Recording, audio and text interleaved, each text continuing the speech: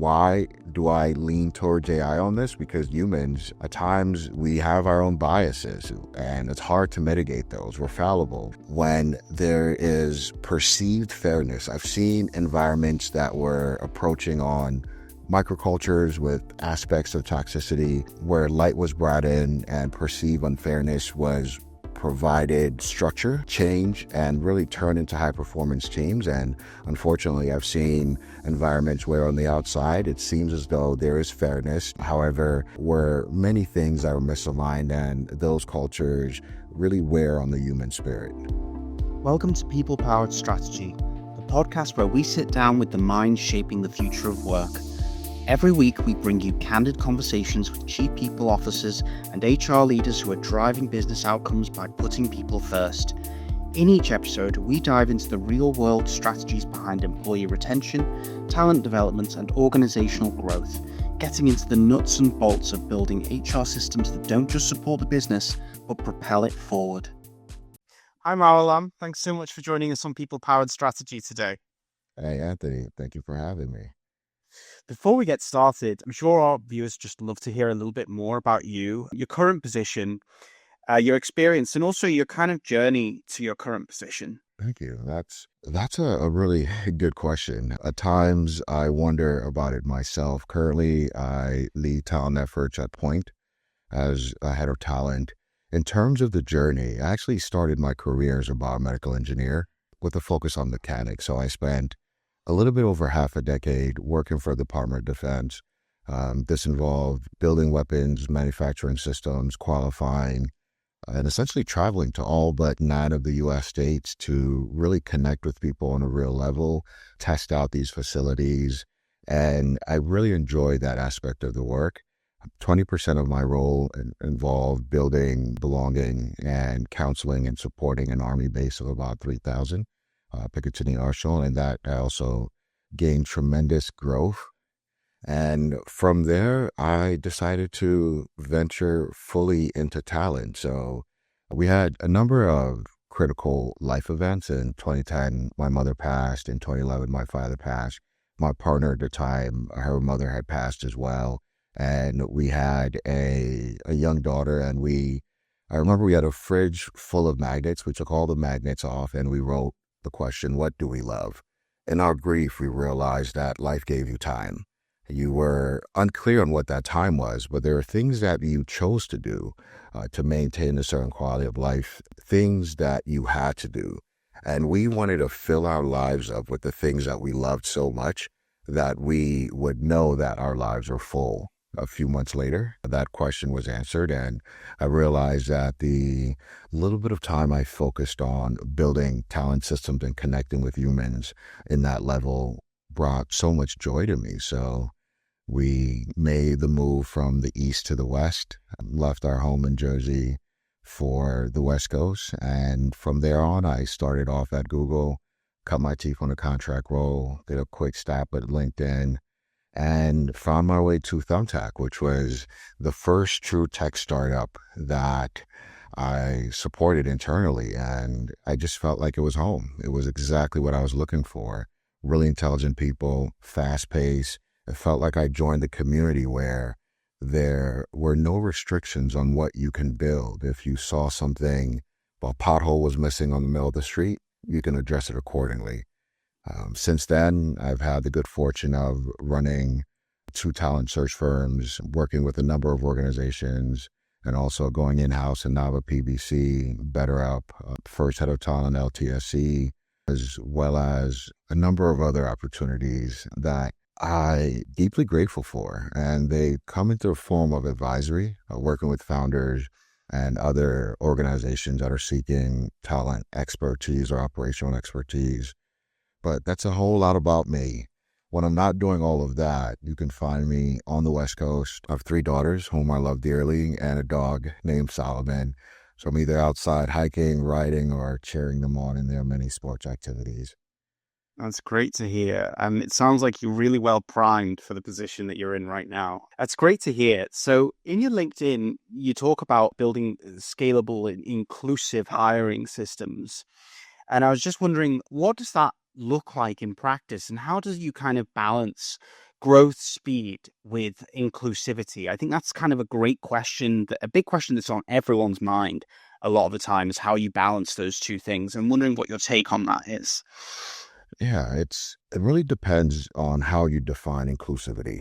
To be frank, typically when I started building scalable recruiting systems, I saw that there was quite a bit of noise in the system, and I decided to focus on building an outcome that would yield for high performance. If recruiting is putting together a community of individuals that are going to perform a task, increase overall business outcomes, and we've identified that when you bring individuals with various ways of thinking and life experience together, it yields a better business outcome, then the goal there is to drive a high performance system. And so to start off, it's really build something that is repeatable, scalable, and consistent. I know I said a whole lot of words. So the first 40 days, I generally look at the system. 30 of those days, I'm looking at what current hiring processes exist. How do we actually go from role opening through the overall checks and balances to launch a position to sourcing to interviewing? Are there structured interviews? Are we simply wigging it? Or do we have a rubric? Do we have clear understanding of what a yes is, what a no is?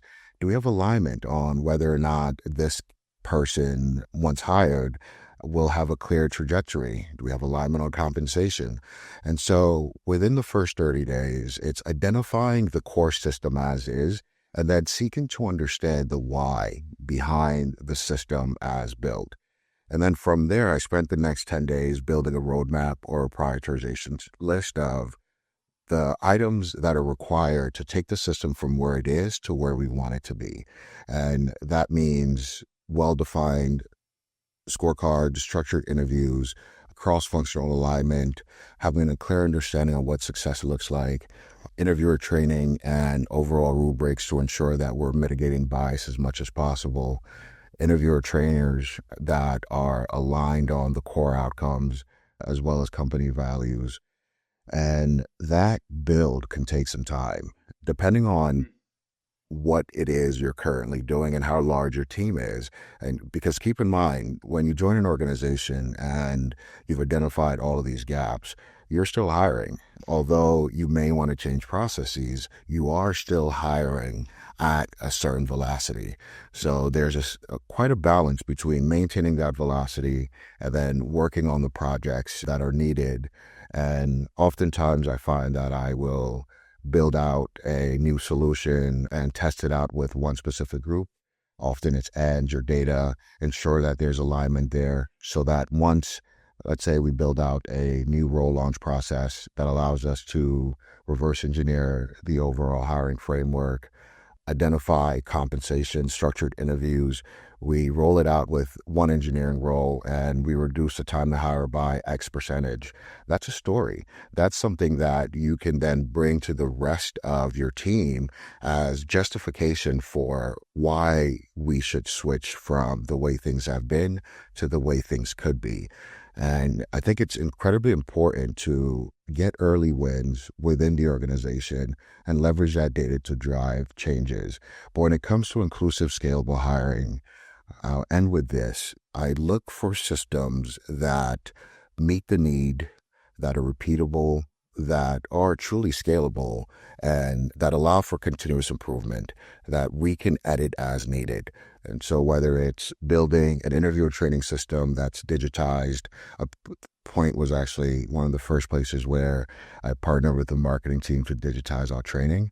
And I found it incredibly helpful because now we have a system where any new hires, rather than leaning into the human bandwidth, they can leverage a system of learning that is outside of the overall talent team. Yeah, definitely. I think it's really, I think people underestimate the importance of having processes with things like hiring talent and things. And I think it's amazing to me that people can overlook it, because I think, the first impression that someone has of your company is so important as well.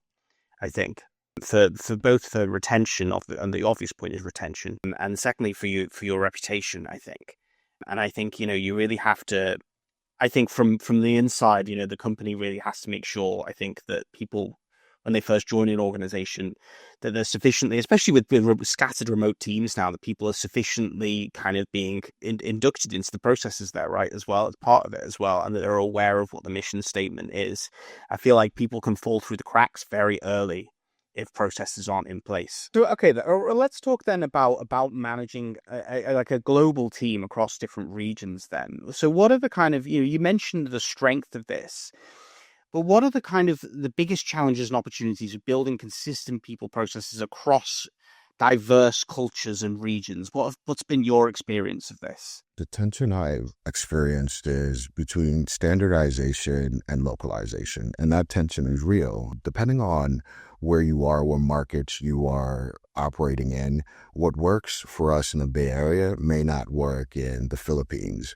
And so there is an opportunity there to design a system that is repeatable. And once you have that, you can leverage the same principles that you leverage, essentially structured processes, questions, knowing what you're going to ask beforehand, having alignment on benefits, but then having flexibility on the cultural needs. For example, in the Philippines, there are nuances to compensation. We're talking rice allowances, travel allowances that are generally not within our offering within the US.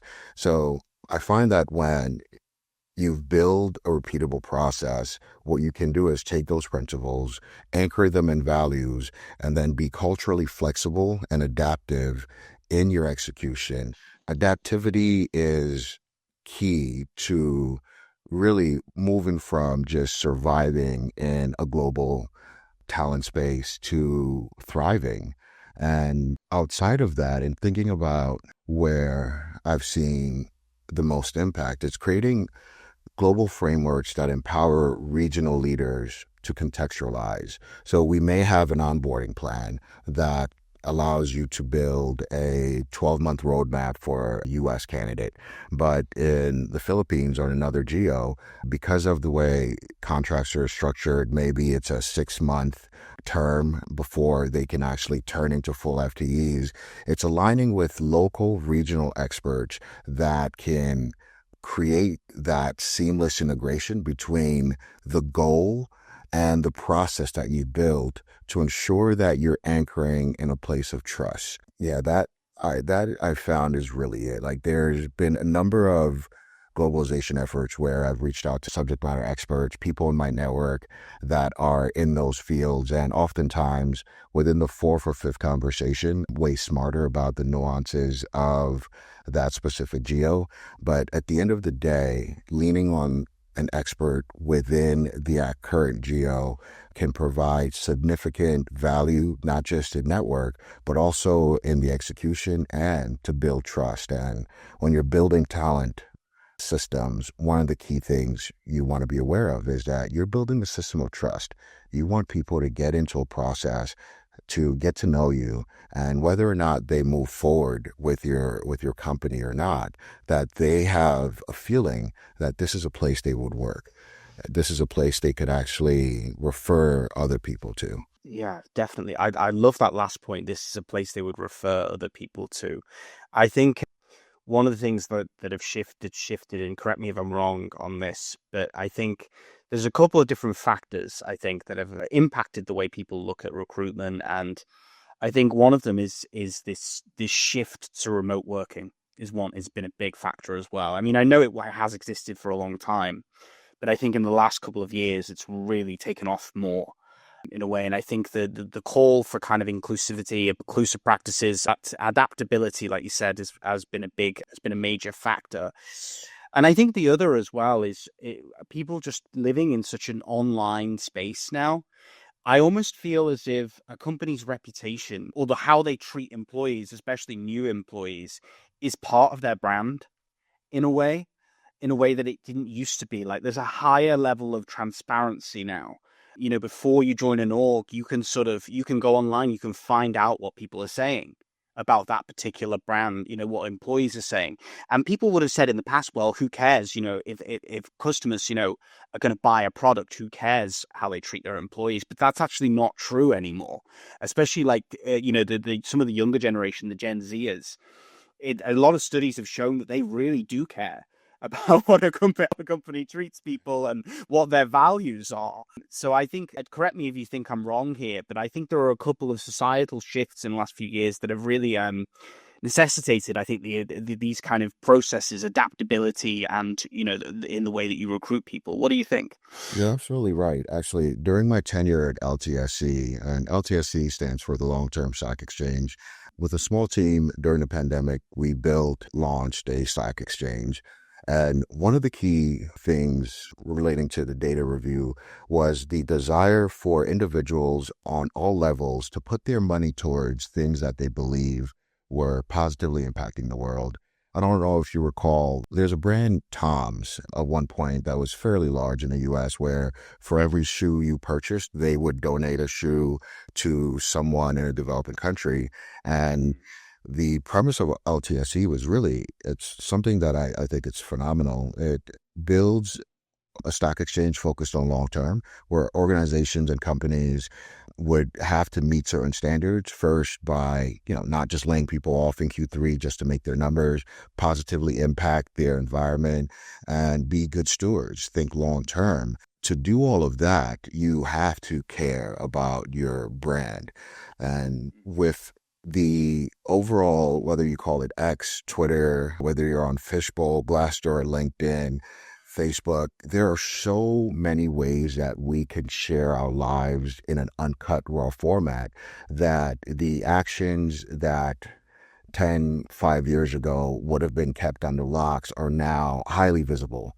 There are Yes. individuals that unfortunately are being negatively impacted, and they're able to share.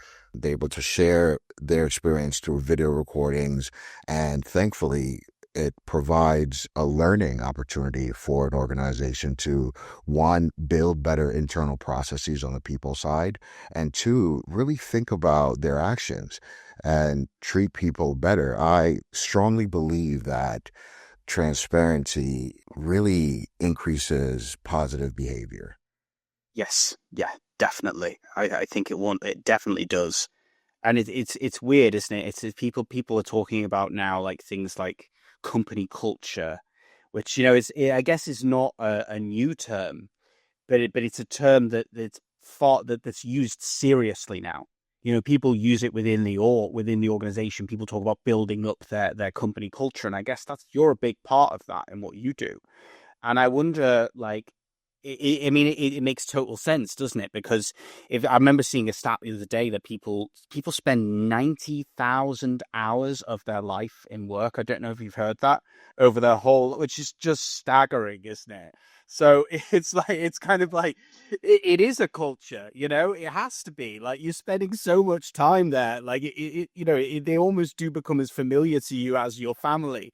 So the way that people talk to each other, the way that people treat each other, I mean, it can't be underestimated how much of a glue that is in whether it retains people and whether it encourages kind of good behavior from the top down. And I think the processes that you're talking about are really the kind of they ensure that things like culture, good company culture, continue through hiring processes, don't they? Yeah, they do. It's interesting you talk about that 90,000 hours. In 2022, I actually did a talk where I researched this and came up with that number as well. And also Yeah. found some other research that highlighted that when you're in startup environments or fast-paced environments, you're spending quite a bit more. Obviously, you're doing 50, 60, 70-hour weeks. And when you look at the overall health of the individual as in relation to the community, and I love the term community because, when you live in a place where you are bonded by location, you have your individual space, you come in with your unique self, but there's alignment to the shared rules that you treat each other when you're in those public spaces. And I prefer to view companies as communities rather than families because you're choosing to be there. You're getting something out of there. You can move if need be, but the way you treat people on the everyday level, the way you disagree, the way you reward, and the way you actually live out your principles or values has a significant impact. And I've seen organizations learn from their mistakes quickly. I've also seen organizations where, unfortunately, those mistakes are repeated. In the world where we have so much access to visibility. I think it's incredibly important to think about building people first life cycles. And by that, I mean ushering someone into an organization, working with them as they grow, and then having a system in place to usher them off to their next role, and really thinking about the very processes and mechanisms that are required for each part of it: recruiting, onboarding, performance management, as well as ushering someone into their next role. And when that's done really well, it increases your employer brand. I've seen organizations where individuals leave for certain reasons, and then 2 or 3 years later they come back. And that, to me, that's a very positive sign that you've built a successful community. Yeah, the one that always sticks in my head is Apple employees. I've met like a few people who work at Apple over the years, and like this is crazy to me. Like, you'll say like you find out they work there and you'll say something maybe kind of sly or a little bit shady about Apple, and they will defend Apple to the hilt, which is just astonishing to me. Like people who just like you just work there, but Apple, from what I can see with how the employees behave and how they talk about the company, even outside of it, have obviously done something where they've implemented, like you said, a process where people really feel valued and they respect the organization to the point where like that message kind of radiates outward in the world, in the way that the people talk about them and stuff. I mean, maybe I'm completely naive about this. Maybe people would tell me horrendous things about Apple, but that's just been my own experience. Whenever I've come across that, I've thought like, wow, they must be doing something right there, with their people processes, because like, it's quite rare that you find that somebody who will not say anything bad about an organization, even when they're outside of a work context. I mean, fair enough when you're in there. I mean, I don't know if you've ever experienced this yourself or you've seen examples of how, a good people process or a good work culture can sort of impact the way that people are outside of it, how it can have an impact on the brand. What are your thoughts on this? Wholeheartedly. When organizations move from being reactive, building systems that essentially just protect the company, to being a bit more systematic and strategic and thinking about the overall life cycle of an employee, they create those cultures where you love what you're doing. Things Mm. might go awry, but there's a sense of fairness. I know several Apple employees that make it abundantly clear that Apple is not a place to go hang out. You're going to work. You're going to Yeah, yeah, quality work. You might work 45 to 50 hours because you care about the work, but it's really because you care about the quality. And there's a level of confidence and joy and knowing that, hey, you're going to put your best work forward, and then the next person is going to put their best work forward. And if something's misaligned, there are systems in place to ensure that you have that feedback to constructively elevate yourself and to get better at your yeah. craft. And so I I find that first and foremost, the organizations that take a strategic approach are doing really well and maintaining that. Number two, the organizations that look at the overall story, that they're able to actually tell the story of what they're building, they become true cultural architects.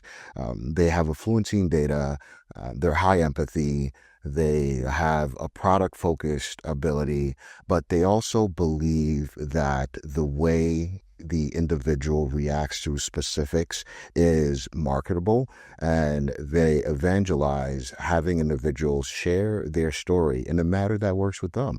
Some folks want to share it on LinkedIn, others want to join podcasts, others want to actually be featured on the website. But creating systems that allow individuals to represent their unique experiences within an organization, I think it's relational and quite value added. Yes, yeah, definitely. I would agree. You mentioned data. Well, let's talk a little bit about data then, because things like data-driven recruiting, workforce analytics, it's the thing lots of people talk about now. But I want to know from your perspective, how have you used data to make smarter talent decisions in particular? And and how do you sort of like, but how do you balance that as well? I mean, you talk about empathy first, because you mentioned that in the last question, being empathy first, but also being kind of very data literate. So I'm wondering how is that balanced out in terms of building talent processes and recruiting? What do you think? That's a really good question. When I think about data, I go back to my engineering days a bit. So data allows you to identify patterns. And we as humans, we've gotten so far by being able to identify patterns and distill lessons and pass them on. Whereas the story that goes behind gives you the context. So first and foremost is that definition. Data is simply identifying a pattern and then leveraging stories to identify the context. So let's say you're launching a position, you have X number of hours, two sourcers or two full cycle recruiters to support the role. You can look at the past data, the overall number of inbound applicants, the number of messages sent for the message campaigns, the number of response rates, the overall places those messages were sent to, who the demographics. And then from there, you can identify a pattern of this is where we got the most yield. Perhaps your second or third message provided the most yield. Perhaps individuals in certain geos were highly responsive because of a talent density with the skill sets that you're looking for. Perhaps your overall inbound applicants were not as large because you actually didn't post on LinkedIn or post in many places. And so taking a clear look at those patterns and then using that to create a strategy to get more data and then move forward accordingly. I remember, I think it was 2021, we ran an experiment where we posted some roles on Craigslist of all places. And surprisingly, we received a high response rate of individuals, qualified individuals that were highly sought after, but had minimum presences on LinkedIn and other places. And I just thought it was an odd place. It was specifically for SRE roles, but it was something that allowed us to iterate our overall sourcing and actually allocate budget for posting in those channels. So essentially, data gives you the ability to ask better questions. It doesn't replace humans. It just allows you to ask better questions, to look at the overall systems that you're building, and then leveraging the metrics, you can distill the story behind it and take an educated guess and run another experiment. And so the balance is simple. For me, it's really looking at the overall resources you have. And I go back to the old CAC 2, CAC 3 days.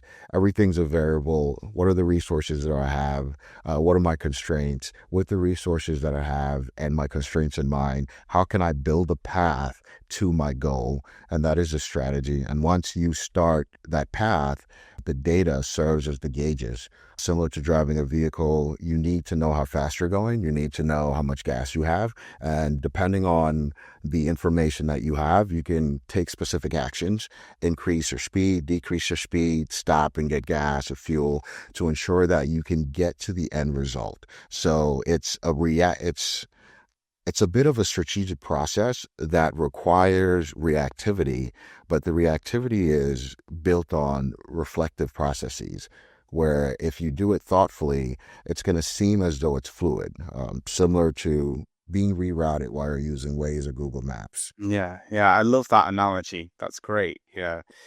Okay, so let's talk about then kind of alignment with business goals.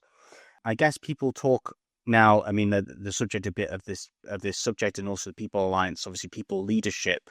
What we kind of want to focus on, what we've been sort of trying to tap into, I think, is people leadership, people processes as a strategic function. And how I was wondering, how do you think you partner them with, like, kind of, I guess, hiring processes and talent processes? How do you collaborate with cross-functional teams and leaders in sort of meeting like the company vision, broader company goals? What is your role in that, and how does it work? This is an excellent question. So I'll answer it in this manner. The core role is to build trust. And on the leadership level, you're all after the same goal. However, depending on when you come in, especially if you come into an organization where they've had some challenges with hiring, as much as they may want to believe that you can change things, they have lived experience of things that haven't worked and what their team had to go through to maintain operational efficiency. So the key is building trust, where you can build trust and spend a lot of time with leaders early on. And trust doesn't mean you're always getting a win. Trust means that you're going to build a strategy, let a leader know what what your overall strategy is, enroll them in providing feedback before you launch that strategy. And then from there, as things are progressing, updating that strategy, providing reporting, and at the end of it, sharing lessons learned.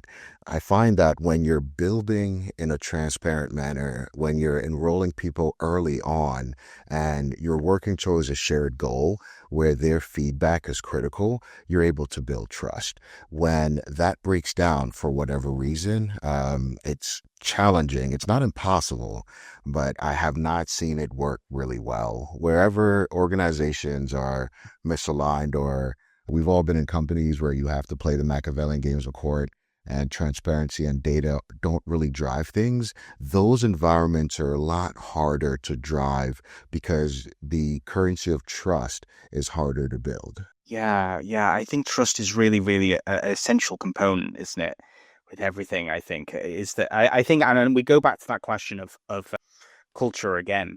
I feel like trust is the foundation of that. I think people can't collaborate unless there's a sense of trust, unless you feel like you're all on the same board, the same boat, you know. So that makes total sense to me, 100%. And you certainly don't want to be in an organization where different organizations are working in silos and not communicating with each other and playing the blame game with each other. That's always a symptom, isn't it, of a toxic culture. I think when At people are times, kind of I mean, we laugh, but at times it's a matter of stage and growth. Organizations that do not build people processes in a systematic manner, they end up falling into those silos. And don't get me wrong, I am a technologist first, but I find that when you bring a group of individuals together and you have this community where there's misalignment on what side of the road do we drive on, what day do we take out our garbage, like those nuances over time. It's funny, but over time they can no, it's create, true. It's yeah, real problems. And so organizations that really think about how the community will engage, how they would plan, how they will disagree, I think that's critical. As human beings, we're going to disagree. It's just the nature of life. But creating a system, and I've been in a number of organizations where disagreements are encouraged and there's a framework for them. And those organizations, you can see that individuals, they may have really strong opinions, but they're weakly held. Why? Because there's a system to allow your opinion to be heard, tested, and if validated, great. If unvalidated, then you move on to the next. And so you feel a sense of comfort. On the tactical level, it's building quarterly plans, building biannual plans, annual plans, wherever the overall function and duration, however long in the future your company can see based on its maturity. Some companies are quarterly, some companies are yearly, multi-yearly.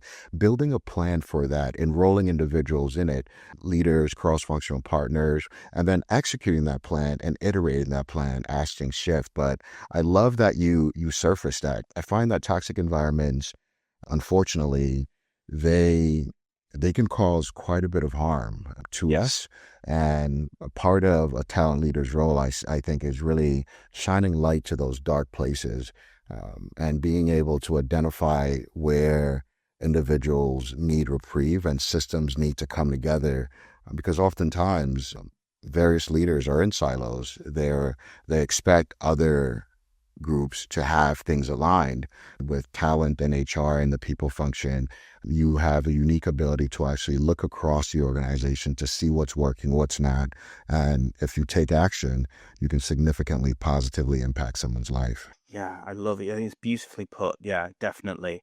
I love how you brought up, the having the freedom to disagree and the importance of disagreeing, because we don't want to build a what's also toxic, I think, and it is, and it's very insidious because it can have the semblance of a good culture, is when people are just nodding and smiling all the time, right?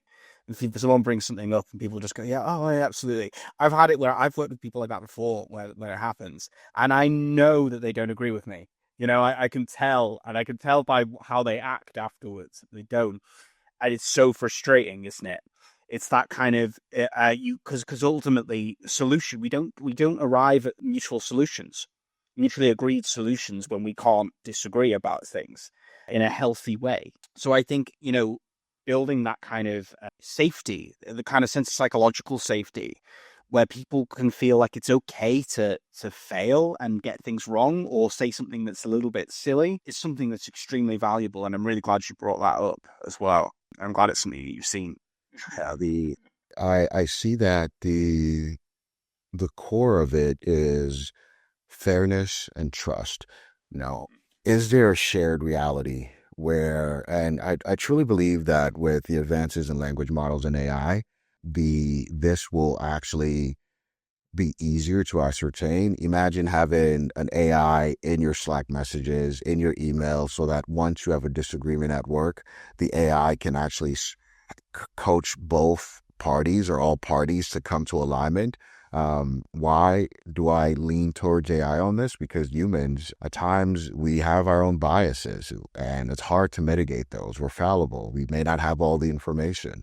And when there is perceived fairness, I've seen environments that were approaching on microcultures with aspects of toxicity where light was brought in and perceived unfairness was provided structure, change, and really turn into high performance teams. And unfortunately, I've seen environments where on the outside it seems as though there is fairness. However, as you mentioned, there were many things that were misaligned, and those cultures really wear on the human spirit.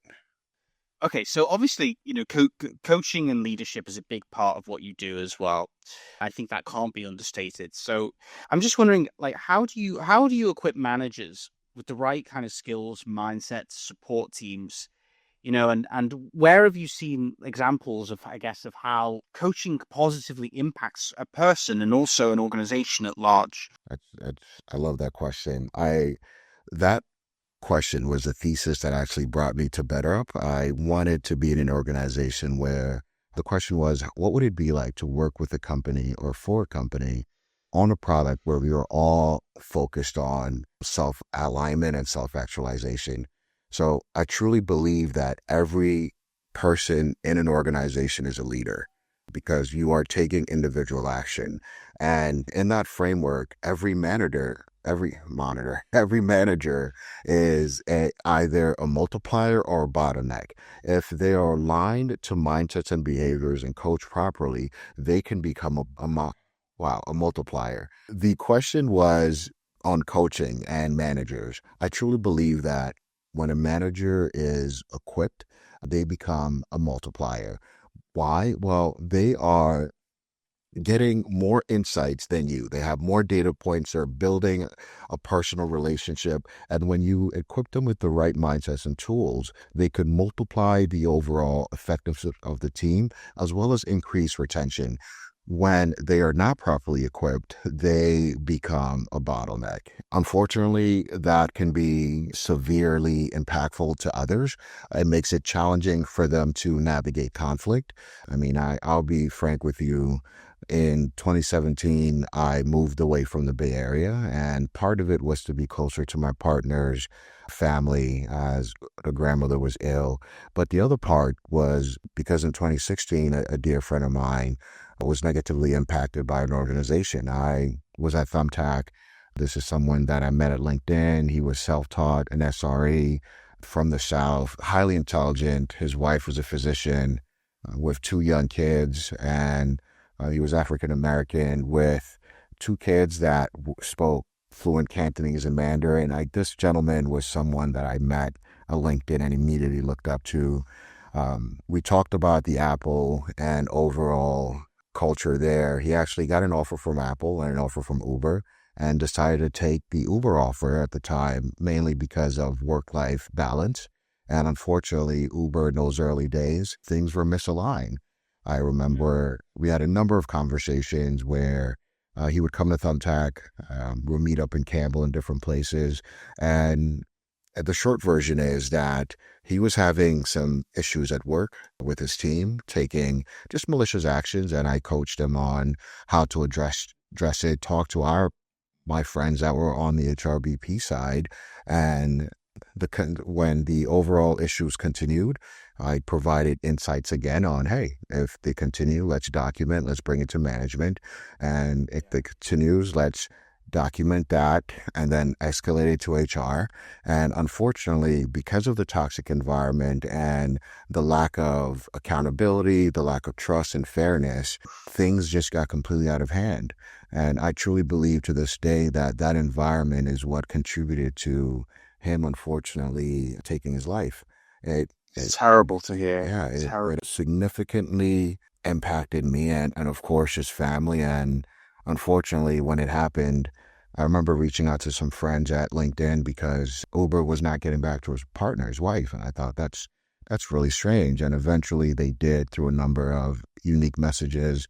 We went to the wake. People came from 3,000 miles away. People came from LinkedIn.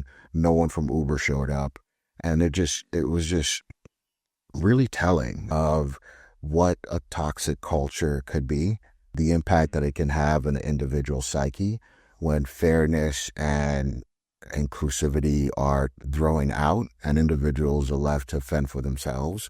When Yeah. HR and people function turns into a group of, I don't know, as I talk about it, I'm getting a bit emotional, but I'm sorry. I mean, it's such a terrible. I mean, it's a great story in terms of its educational value, but it's also terrible, in the sense that it's a really awful thing. And I think really important for people to hear of what the true impacts of this can be.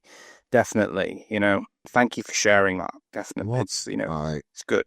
I believe that honestly, after that experience, Michael Joseph is his name, and if you're listening to this, anyone, you have AI, you have Google, look up his story, and you can see how a life can be cut short when systems are not in place to allow individuals to build thoughtfully. When you're in a startup, in a leadership role, be aware that when you're pushing people to 50, 70-hour weeks, if you don't have systems in place, it's challenging for individuals to cope. If there's no fairness, if there aren't true people practices, you become reactive. And early on, yes, you can do that, but the true cost of that could be a life. And so I Yeah. implore you that if you're listening to this and you have any sort of leadership management opportunities in your future, build it thoughtfully. And we all have a system internally. We know what's right. Do it well. Yeah. So thank you so much. Been a great conversation. If people want to find you, want to ask you more about this, where should they go? Where should they find you? Perfect. So LinkedIn is an easy way to find me. Also, Mawulom.com, my first name.com. You can find me there and feel free to reach out. I'm happy to share all of the insights that I have. I periodically release lessons learned. So for this year, I'm releasing the work and the lessons learned from the past 3 years. And that's on my LinkedIn newsletter as well as Medium. So if you want to leverage data-driven practices, feel free to test out what I've done. If it works, great. If it doesn't, please let me know why. And if you find a better way, let me know why. I love that. Fostering conversation, healthy disagreement and feedback. I love it. All right, Marlon, thank you so much. I think our audience is going to love this. Enjoy Thank you your so much and have an amazing day.